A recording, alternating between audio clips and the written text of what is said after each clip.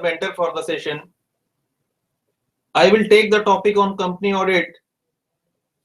Remember, in last lecture, we had studied section 139(1) of the Companies Act 2013. First of all, we will revise the last lecture in short, in brief, and then move forward to section 139 subsection 2.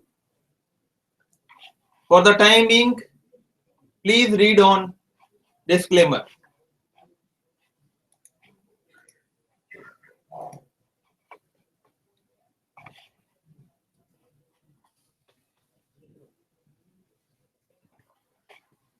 Yes, students, you need to refer to the study material, including supplementary study material, if any, and other relevant legislations for latest provisions or amendments which are required for the forthcoming examination. You need to remember that the relevant notified sections of the Companies Act 2013 and circulars, notifications, rules which are issued by regulating authorities up to 31st, cutoff date is 31st October 2015, will be applicable for your May 16 examination. This is very important, and this is very much posted on the website. List of applicable list of pronouncements for May 2016 examination are SA 200 series, of course SQC 1, SA 200 series, 300 series, 400 and so on. All essays, total statements for your examination are 43 statements are there. Please remember, one new guidance note this time has been added. That is guidance note on reporting under section 143(3)(f) and section 143(3)(h) of the Companies Act 2013. This is the new guidance note which has been added this time. This is very much given in the student journal for your reference. So you can refer student journal, students. Yes, how to prepare? The most important point, students, is learning. I stress on learning. The most important point, in particular in two chapters, professional ethics and company audit, you need to learn. You need to build your base first. You need to build up the backup. So don't treat learning as a cramming, because learning is different, totally different from cramming. Learning, you first understand the whole thing, whole concept, and then learn. Learning has to be done 4 times at least. I always explain, say on 1st February, you learn section 139(1), say. If you learn section 139 subsection 1 on 1st February, then you need to revise on 2nd February. Do revise. And then after 1 week, again revise the section 139(1). And then after 1 month, 8th of March, again revise. This is 4-time revision. When you 4 times you revise one thing, one section, one topic, that gets cemented in your mind and you never forget after that. So this is the basic learning strategy I am telling you each and every time. You need to understand how to learn. This is the learning strategy, students. You must adopt this strategy. So this is called a constructive learning if you learn like this, and this helps in building a strong conceptual base. So you need to build up the backup basically. How to handle law related questions. As I told you, provisions of the company audit need constructive learning. You need to learn the law, try to understand the intention of the lawmakers, and apply that intention while writing your answers. While writing your answers, you must apply that intention of the lawmakers. Always prepare brief notes. Just translate your knowledge into brief notes. You may also prepare diagrams in support, and this will require minimum time, minimum effort. How to answer case study based question. Another important point is how to answer case study based questions. First of all, facts of the case in your own language, not the language. Do not copy from the paper, question paper. Give the facts of the case in your own language in brief. Then apply the provisions of the Companies Act or the relevant schedule of the professional ethics or any law to the given question. Apply the provisions, apply the standard, apply the schedule or any other law to the given facts. Try to apply the sections and then arrive at the conclusion. Give the conclusion part on the basis of write down the facts of the case in your own language. I told you, provide applicable provisions and explanations, and at the end write the conclusion. Now on the you need to give the conclusion like this. Now on the basis of provisions of the law or whatever it is, AS, SC, etc., and applying these provisions on the given case, it may be concluded that. Like this, you need to give the conclusion. So in 3 steps, you need to handle case study based questions. Queries which have been raised by the students. What are the amendments? Amendments I have already told you. And practice manual edition. January 16 edition is applicable for your May 16 examination. Last lecture, please remember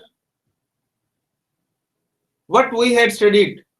Appointment of subsequent auditors in case of non-government companies. Section 139(1) of the Companies Act provides that every company, very important words are every company. There is no exception given to any company. Every company means no distinction among various companies has been made in this section. That is, each and every company has to appoint its auditor, whether it is public limited company, private limited company, one person company or any company.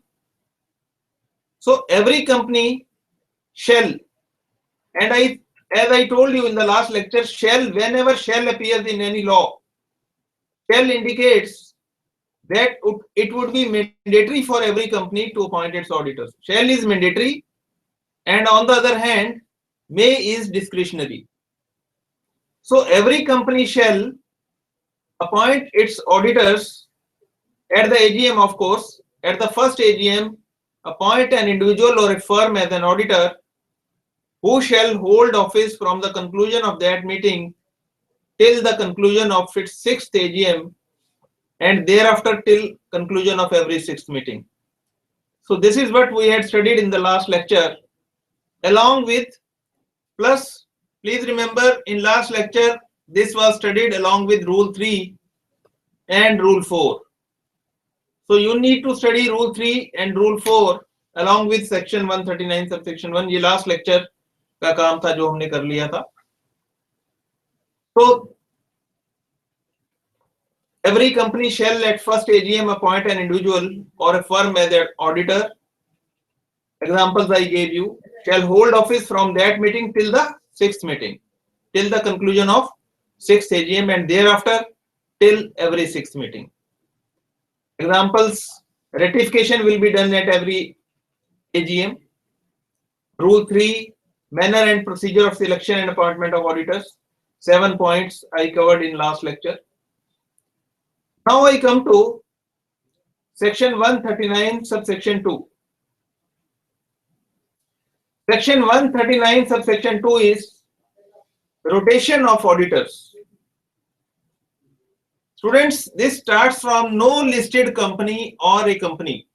We are talking of a listed company or a company belonging to such class or classes of companies as prescribed under the rules. This is prescribed under the rules. So we are talking of basically listed company or a company belonging to such class or class of companies as prescribed under the rules. Let us see which are those companies.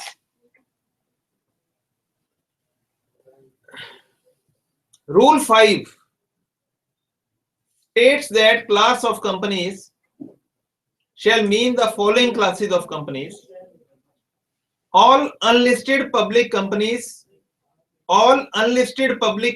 having paid up share capital of rupees 10 crore or more. Students, please remember, the class of companies will cover all unlisted public companies having paid up share capital of 10 crore or more, all private limited companies having paid up share capital of rupees 20 crore or more. Do not confuse here between 10 crores or 20 crore. 10 crore is applicable for unlisted public companies. Public companies, we provided lower limit because we wanted to cover the public companies. Therefore, lower limit has been provided in case of public limited companies. So, if the public limited company is unlisted company, then 10 crore or more, it will be covered by provisions of rotation. And if it is a private limited company, then limit we have, there is enhanced limit, the limit is 20 crore or more. Only then it will be covered by provisions of rotation. So all C point is all companies having paid up share capital of below threshold limit, which is mentioned in A and B above, but having public borrowings from the financial institutions, banks or deposits 50 crore or more. So what section, what rule 5 is saying, students? Class of rule 5 is telling basically class of companies which are governed by rotation. Class of companies governed by rotation. Class of companies who are required to follow the provisions of rotation. So rotation किन companies पर applicable होगा? This is what rule 5 is providing. So class of companies shall mean the following classes of companies: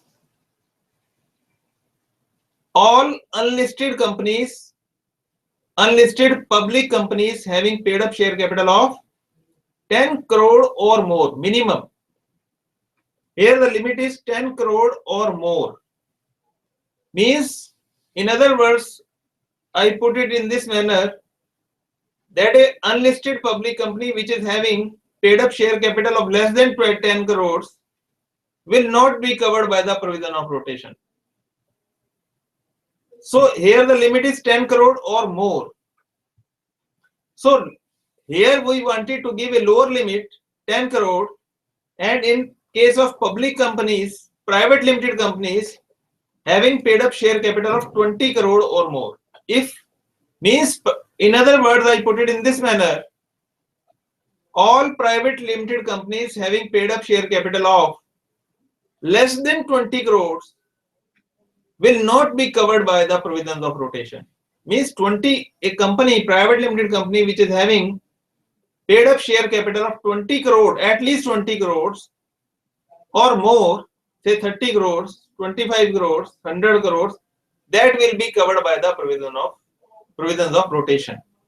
So rotation of auditors will be applicable on unlisted public companies having paid up share capital of 10 crore or more, and private limited companies having paid up share capital of rupees 20 crore or more.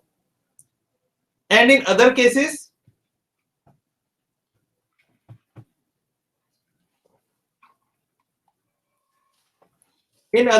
students,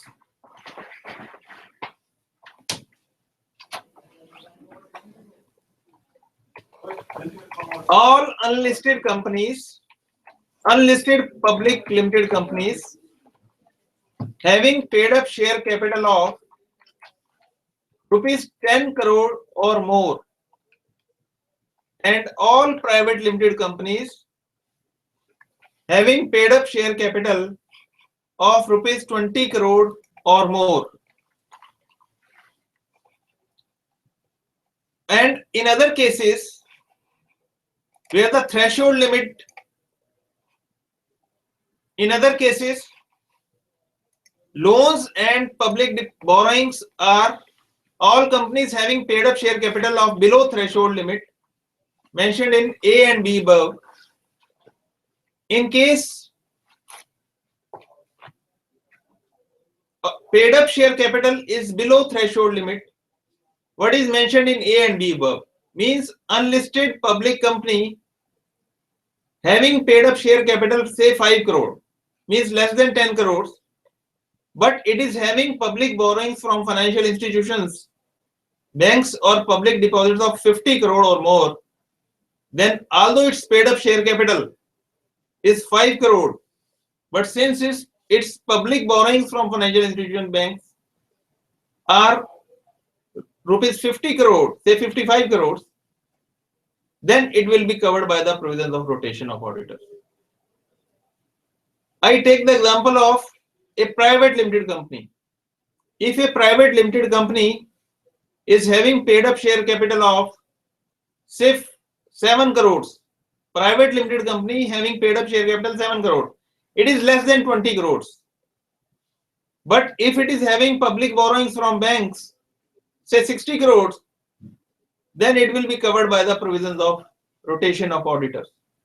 So class of companies which are covered by the provisions of rotation have been described in Rule 5.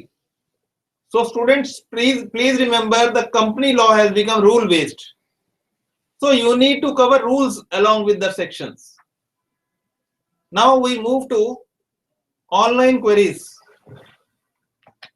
if any.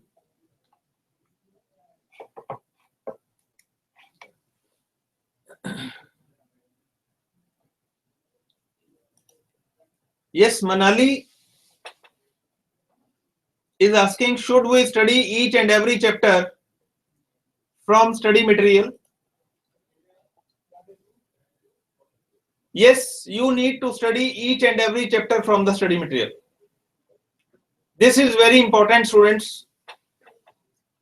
When I meet students, we receive the mails, we interact with the students, we come to know that students are not studying the study material. So please remember, make it a point. You need to study from the study material, and this would give you best results in the examination. Another student, Sweta Ramchandran, is asking, what all companies fall under Section 8? So Section 8 companies, I think, are non-profit making companies, and you need to study the Companies Act. This is not basically audit related query. So you send me mail, I will forward it and then reply your question.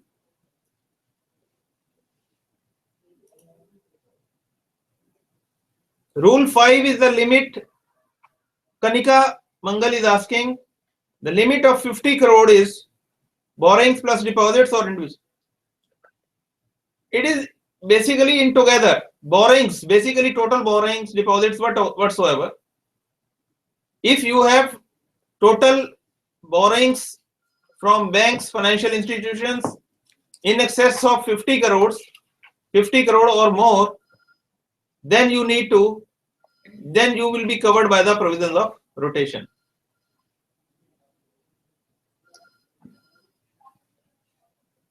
Yes, Ran Vijay Thakur is asking how to prepare for audit paper. Yes, students, this is a very good question.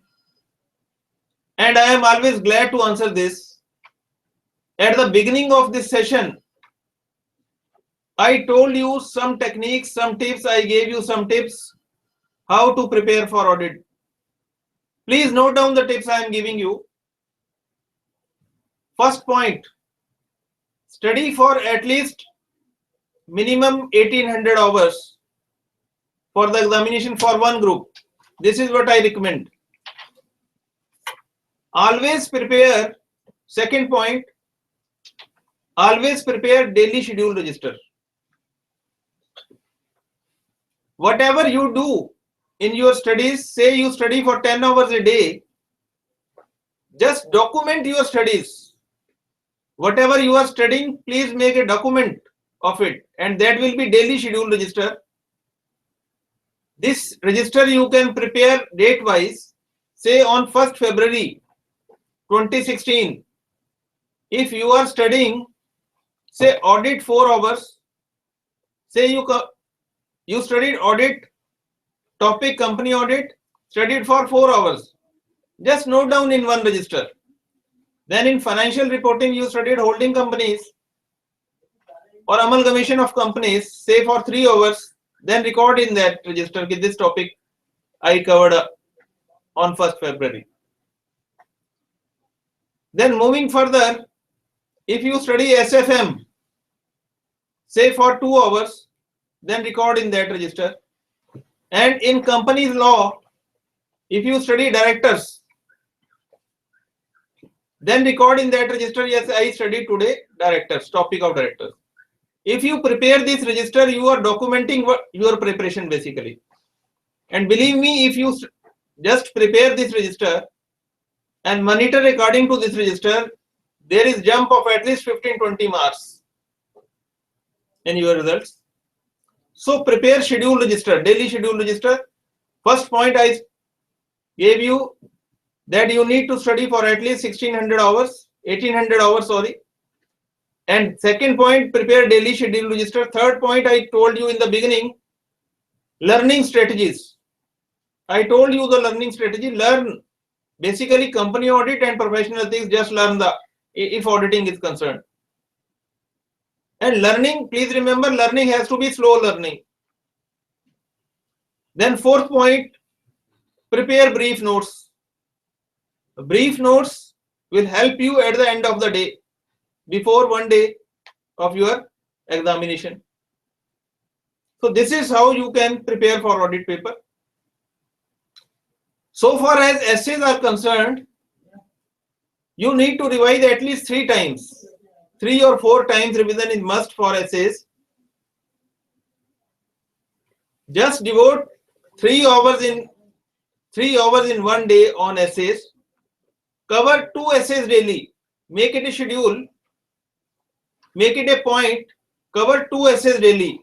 And there are total essays, SRS essays, 43 in number. So 22 days you will be able to cover.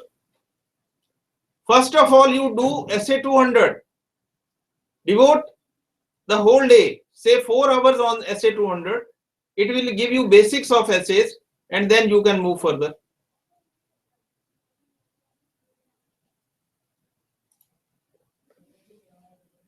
Kanika Jain is asking share capital. This is paid up share capital.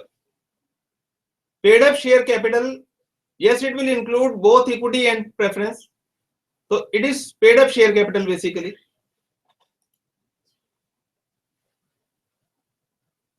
Jayesh Samudra is asking, guide us for presentation and length of answers for respective marks. Students, presentation I was telling you in the beginning, how to handle the case study based questions. So I told you in the beginning how to present the answers. Length of answers depends on the marks and your backup which is there in your mind. Basically, if you have sufficient backup in your mind, then your length of the answer will not be problem. So length depends how much backup is there in your mind and how much marks the question is being asked. So it depends. Definitely, Karanjit is asking paid up share capital as per the Companies Act. So paid up share capital as per the Companies Act, definitely any amount forfeited by the language of that definition. So paid up share capital means paid up share capital as per accounting, whatever meaning you carry as per accounting.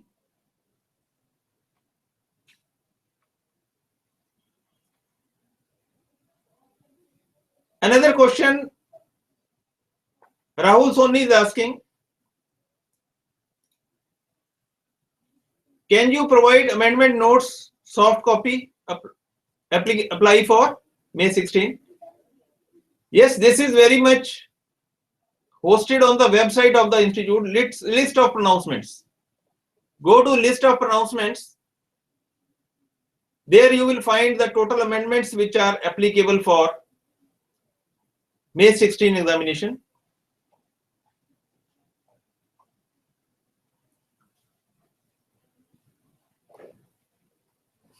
Yes, moving back to my PPT.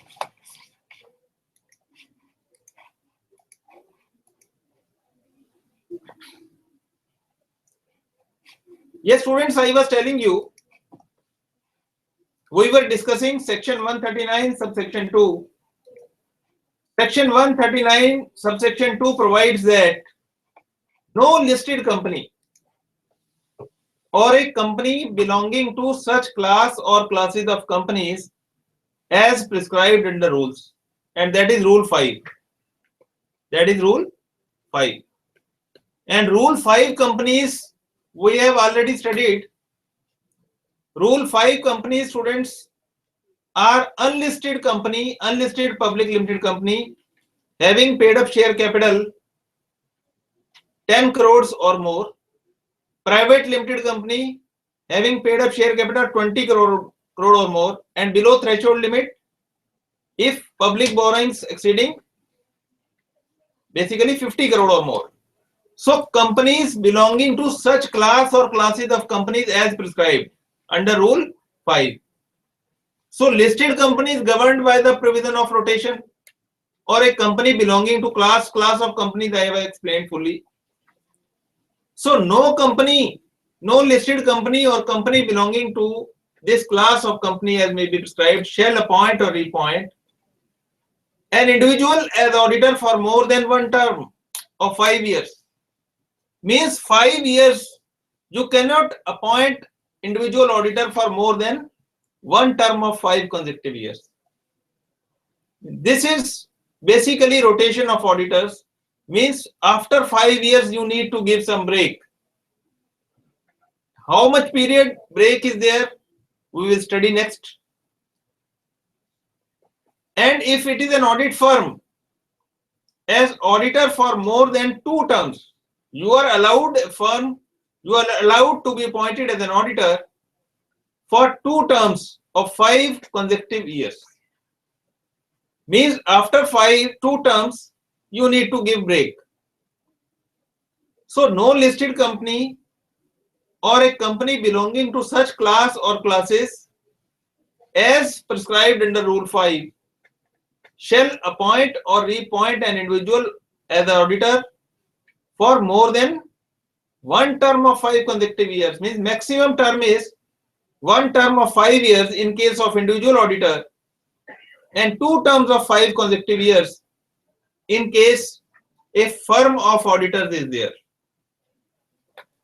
So this is about section 139 subsection 2. This is how you can simultaneously, I am telling you how to prepare brief notes. Learn the section and then prepare brief notes. Write in your own language. No listed company or prescribed company. Prescribed company means prescribed under rule 5. No listed company or a prescribed company shall appoint or reappoint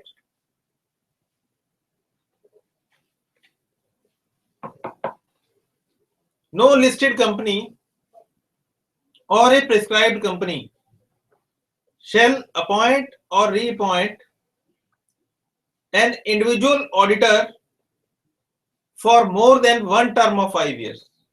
This is maximum an individual auditor can be appointed. Then this is only one term of 5 years.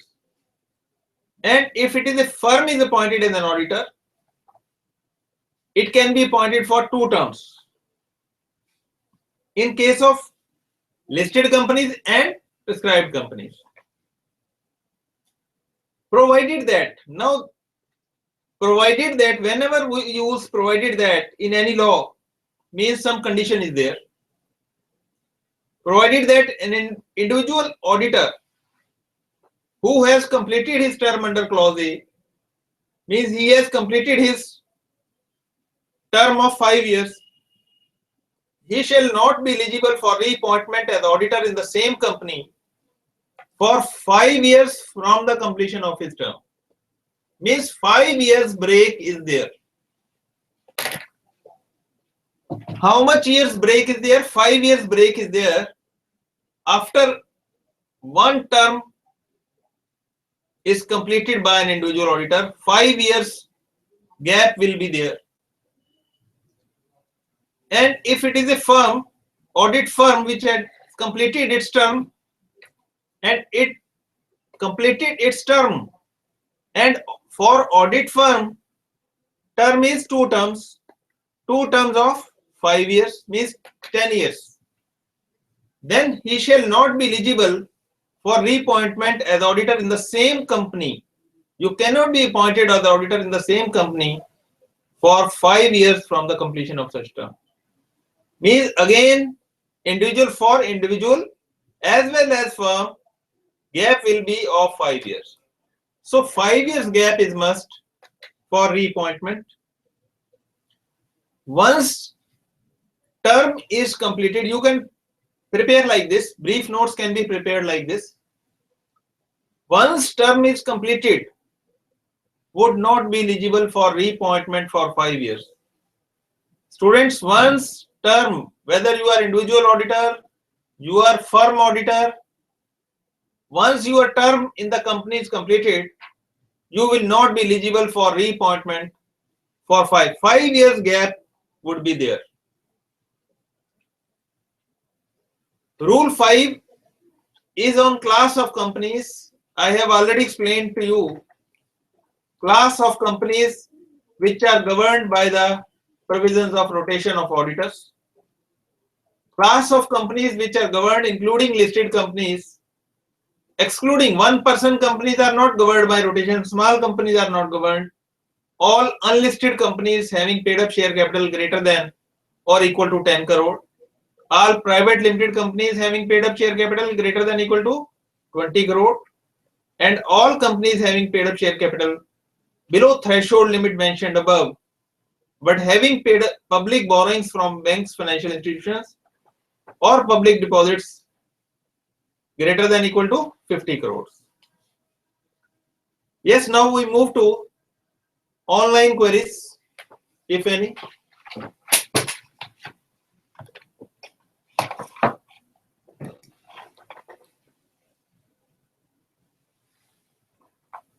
Yes, Karanjit is asking, thanks for presentation of case laws, but other than case law questions. Yes, other than case based question we will be covering in the next lecture. Asif is asking, auditor shall hold office from the conclusion of first AGM till 6th AGM and thereafter till conclusion of every 6th meeting. Explain this part of section and thereafter till conclusion of every 6th meeting. Yes, this I had explained in the last lecture. In the last lecture, I had explained this by way of an example. I will repeat in this lecture also. You wait for some time. When I move to my PPT part, I will explain.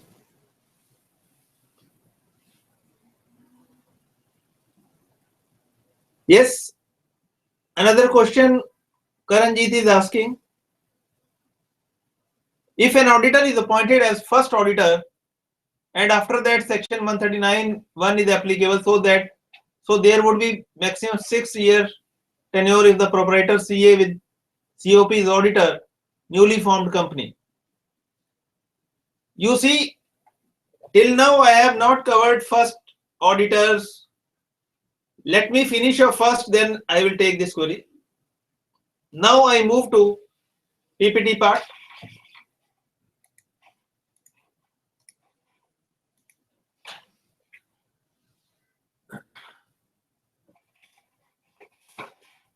Yes, students, class of companies which are governed by rotation we have covered. Firms having other points you may note down by way of note. Note number 3. Firm having common partner to the other audit firm whose tenure has expired shall not be eligible for appointment. Means, in other words, common partner, if there is common partner in the firms, will not be eligible for appointment. If the firms have common partner, say A is a partner in ABC and A is partner in AXY, then A is common partner. After the completion of term of ABC, AXY will not be eligible for appointment. This is what I mean to say. For example, CAX is a common partner in firm ABC and company and Messer XYZ and company. If Messer ABC and company has completed its tenure as an auditor in MWF Limited, then Messer XYZ and company shall not be eligible to be appointed as an auditor in MWF for 5 years. So gap you need to give is of 5 years. Every company shall comply. These are the basically transitional provisions. Every company shall comply with these requirements within 3 years. This is the transitional period we have given. So 3 years is the transition period from the date of commencement of this act. For example, in case of individual auditor, if I am an auditor of a firm, of a company, say for 5 years or more than 5, say I am auditor for 10 years, still I can be appointed for 3. 3 years is the transition period. My total appointment will be 13 years.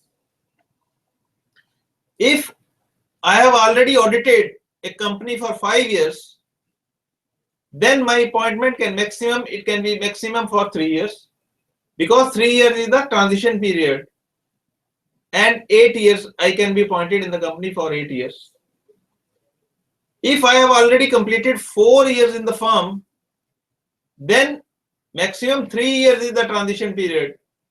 So I can be appointed as an auditor for 3 years and total 7 years. If I am holding the appointment for 3 years, then maximum 3 years is the transition period, total 6 years. Means if I am an auditor for last 1 year, for 1 year I am holding the appointment, so I can be appointed for 4 years, because total period is 4 years. Total period is 5 years. So balance for 4 years I can be appointed, a maximum number of consecutive years for which he may be appointed in the same company, including transition period. So this is the whole idea behind. So in case of firms, again the transition period is 3 years. For if I am holding the appointment for 12 years, maximum I can be appointed for 3 years, total 15 years. If I am holding the appointment for 2 years, then maximum 8 years, cannot exceed 10 years. So 10 years is the total for which I can hold the appointment. Right of the company to remove an auditor or right of the auditor to resign shall not be prejudiced. This is very important. Means company may remove the auditor, or auditor can also resign. In other words, I put it this way: if a company wants to remove its auditor, it can very much remove. Even if the company is governed by the provisions of rotation of auditors, right of the company to remove an auditor or right of the auditor to resign, it will not be hit basically. So there is no basically restriction on the company to remove an auditor, or right of the auditor to resign will not be prejudiced, means it will be taken care of. This right of the company will always have a right auditor, or auditor will, on the other hand, auditor will always have the right to resign. This will not be impacted. The rights are basically taken care of. It shall not be prejudiced. So this is a very important point. Members of a company may resolve.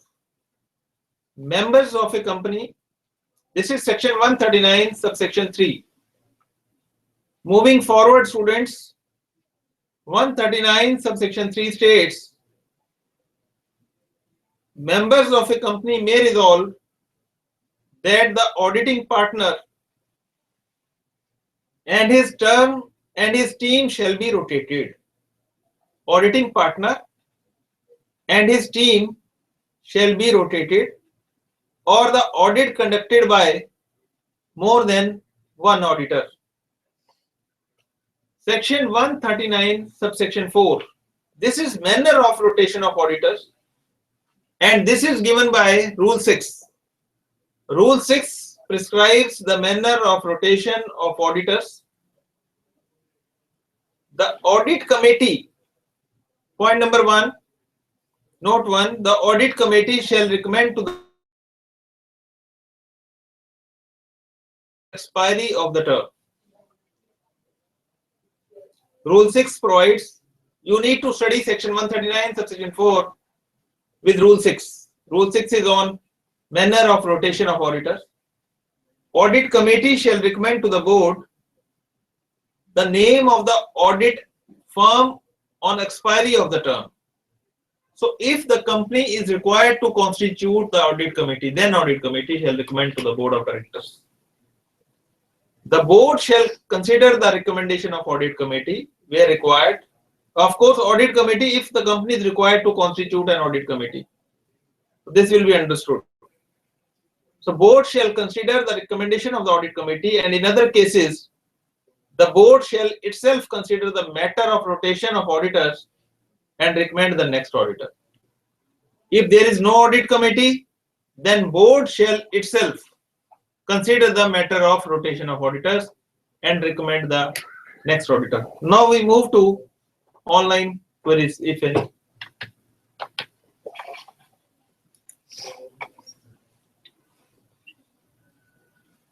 Yes, Sampreet is asking, give us some tips, memory techniques, how to study audit reports under different essays for exams. We'll answer your query when I will cover that topic.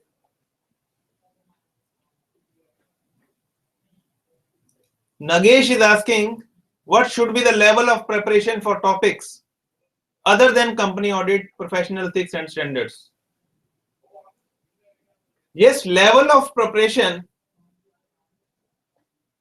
It is not clear what is meant by the level of preparation. Kindly clarify.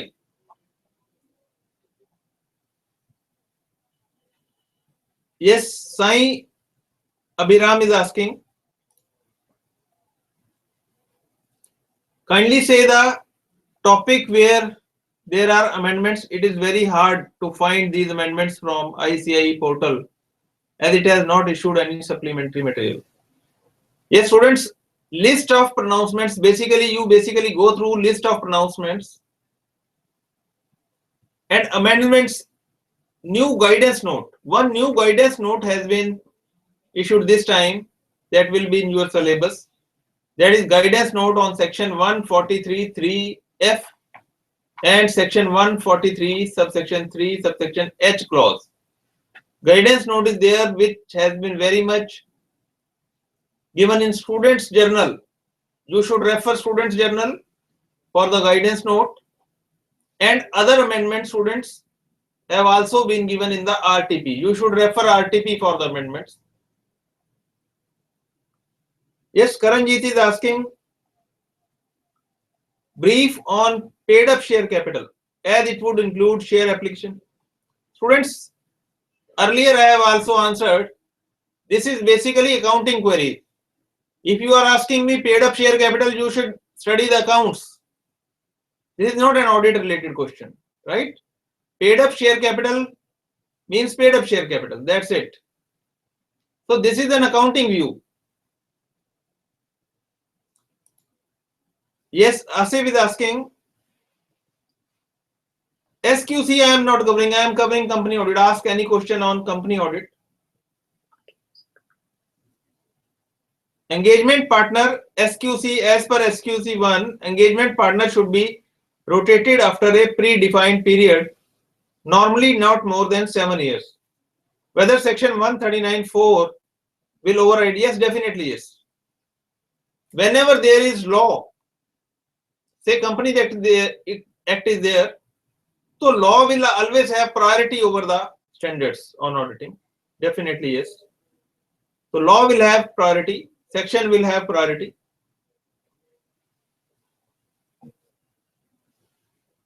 So amendments, I have already told you to refer to the Sai Abhiram is asking amendments for May 16 examination. Amendments have been very much given in list of pronouncements in your RTP. You may also refer student journal. So there are so many sources you can refer. And in the beginning of lecture, I told you what amendments are there. Yes, Karanjit is asking, this time essay based questions asked in spite of correct application of essays, marks are not given. Students, these are very, you see, imaginative type of questions, cannot be answered like this. Yes, moving to my PPT part.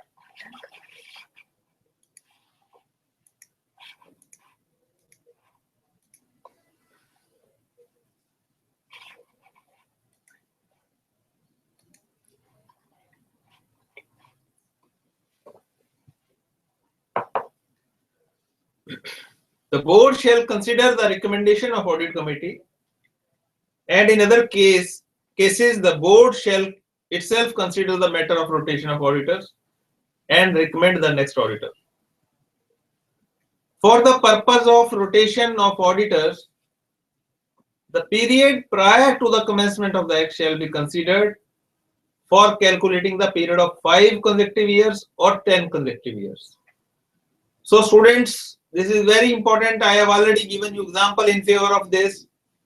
If for the purpose of rotation of auditors, the period prior to the commencement of the act shall be considered for calculating the period of 5 consecutive years or 10 consecutive years.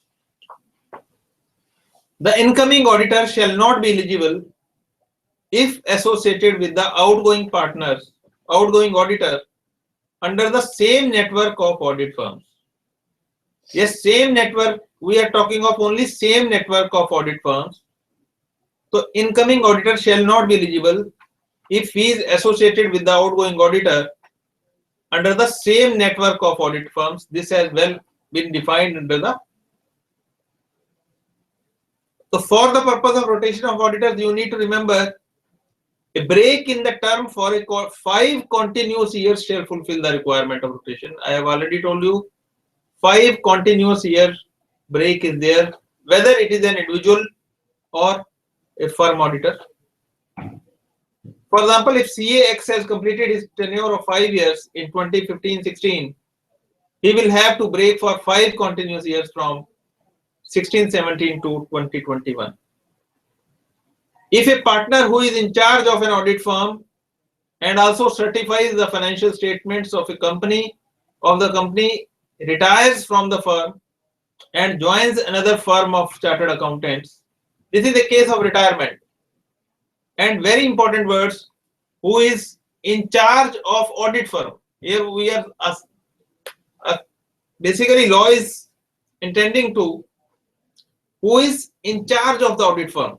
Chartered accountant who is in charge of the audit firm and also certifies the financial statements of the company and also is certifying the financial statements of the company which he is auditing.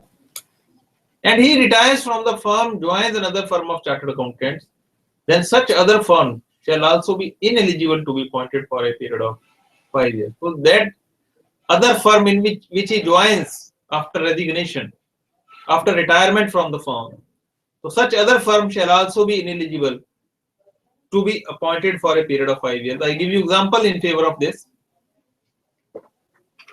CAX is a partner and in charge of Messer XYZ and Company. He also certifies the financial statements of the company. Messer XYZ and Company has completed its tenure in an MWF Limited as auditor. Now CAX, who is partner in charge and he is also certifying the financial statements of the company. Messer XYZ and Company has completed its tenure in MWF Limited as the auditor. Now students, CAX retires from XYZ and Company and joins ABC and Company. Here ABC and Company will also be disqualified to be appointed as the auditor of MWF Limited. Next section, section 139, subsection 5. Appointment of subsequent auditors in case of government companies. Students, this is appointment of subsequent auditors in case of government companies. And in case of other companies, if it is not a government company, appointment is governed by section 139, subsection 1 of the Companies Act. So here you can make the linkage also. The appointment of subsequent auditors in case of other companies will be governed by section 139, subsection 1. So here opening words are notwithstanding anything contained in subsection 1. That is why we are here overruling subsection 1. Section 139, subsection 1 has been overruled. Notwithstanding anything contained in subsection 1 means subsection 1 चाहे कुछ भी कहता रहे. ये जो clause मैंने underline किया है, the words which have been underlined, this needs explanation. Notwithstanding anything contained in subsection 1. इसका meaning क्या है?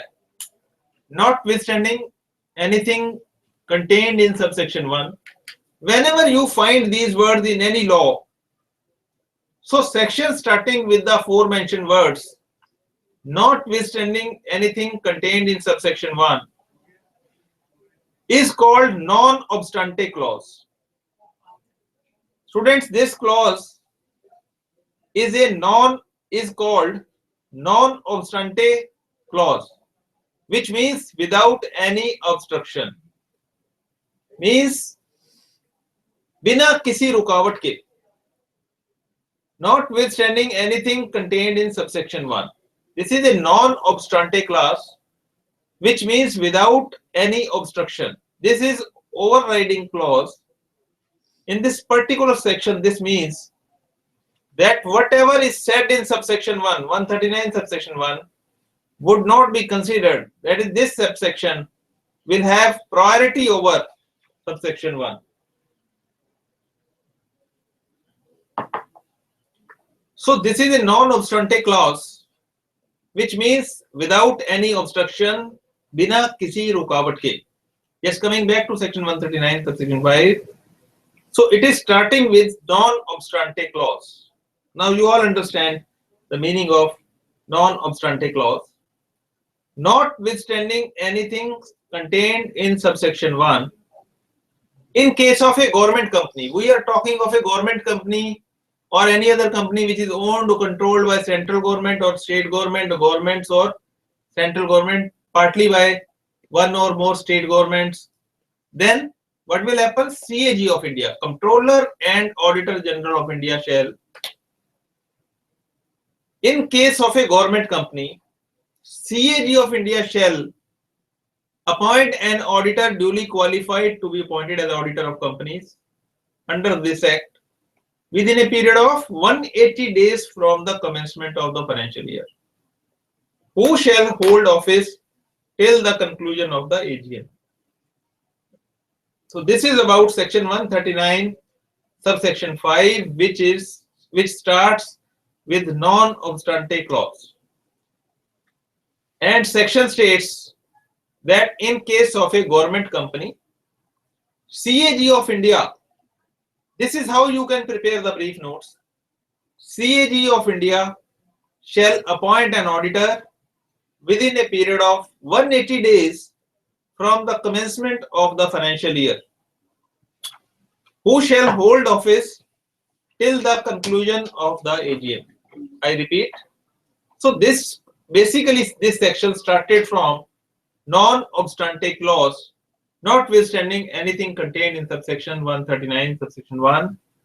In the case of a government company, who will appoint the auditor? CAG shall appoint the auditor. And within 180 days from the commencement of the financial year, who shall hold office till the conclusion of the AGM. Next section, students, 139 subsection 6. Before moving to next section, we see online queries, if any.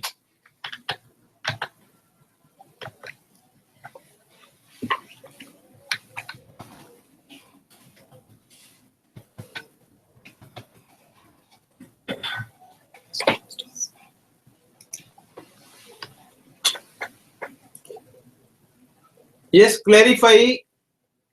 Nagesh Babu is asking, clarify about transitional provisions regarding cooling period for rotation of auditors. Transitional period is basically time given to the existing auditor. Say existing auditor is already, see, he is an individual and appointed for, already is appointed for 6 years. Then he will be appointed for at least 3 years. 3 years is the transitional term. And if he has completed his term for 2 years, then he will be appointed for 3 years in case of individual auditor. Means total 5 years. So transition period is 3 years maximum. Sanjana Dhal is asking,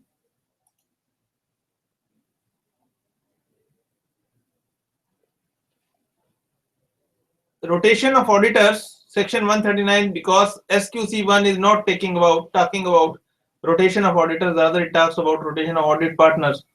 If it is within the same audit firm, then there is no contradiction. Definitely yes. Asif is asking,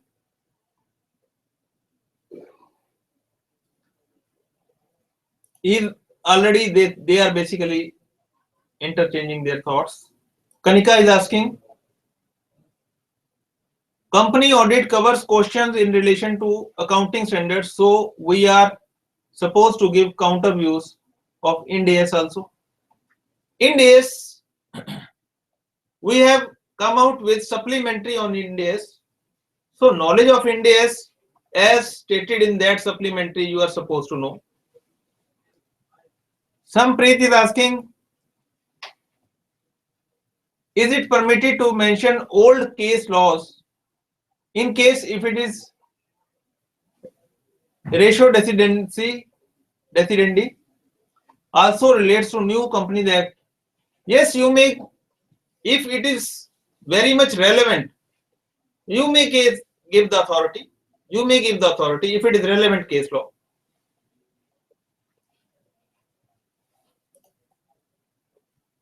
Can we expect, Nagesh Babu is asking, can we expect questions based on Ind AS in audit paper? Students, I cannot comment on this. You can get any question. You can get any question. There is no limitation on that. I cannot comment on this. Nagesh Babu is asking, what weightage should be given for topics other than company audit? On the basis of past 5-6 examinations, to my mind, 30 to 40 marks weightage is given to essays, 15 to 20 marks weightage is being given to company audit, and 16 marks approximately weightage is given to professional ethics. And balanced questions are being asked from bank audit, insurance company, cooperative societies, NBFCs, and from the first 5 chapters. Of course, special audit of special assignments. So weightage is like this, I have already told you. So basic stress should be on essays, company audit, professional ethics, and rest of the material you need to read out again and again so that you are able to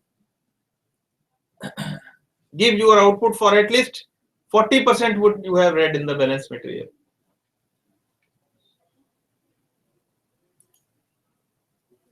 Section 139(1) and 2 will apply together. Yes, definitely. If the company, all companies, section 139(1) says that Rahul Soni is asking 139(1) and 139(2) will apply together.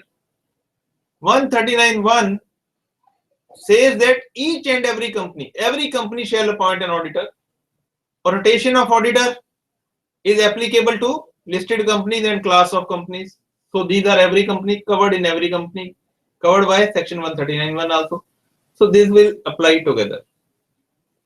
Yes, students, if there is any query, you may raise your queries.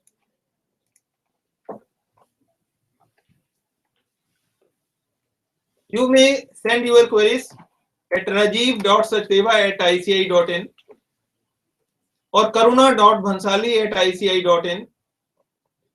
You may also contact at the under mentioned number for your queries 01203045 Thank you very much, students, for your patient listening. Yes, thank you very much, students. Thank you.